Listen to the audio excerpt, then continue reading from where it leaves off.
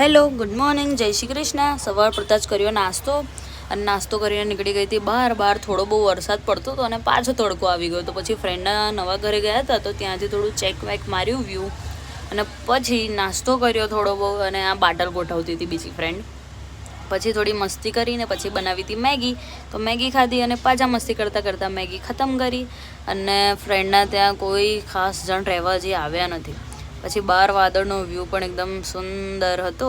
અને પછી ત્યાંથી હું ઘરે આવી ગઈ. ઘરે જમવાનું બનાવ્યું અને પછી કોલ્ડ કોફી બનાવતી હતી કેમ કે મને ભૂખ લાગી હતી. મેં કોલ્ડ કોફી બનાવી પણ મને ભાવી, પણ આમ તો ઠીક જ લાગી, બહાર જેવી તો નહીં જ, બાકી દેખાવામાં તો ખૂબ સરસ લાગતી હતી.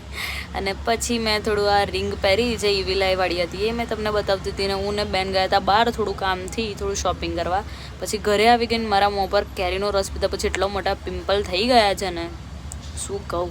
પછી દૂધ અને બ્રેડ લાવીને પછી રાત્રે અજય જઈને મારો ડે એન્ડ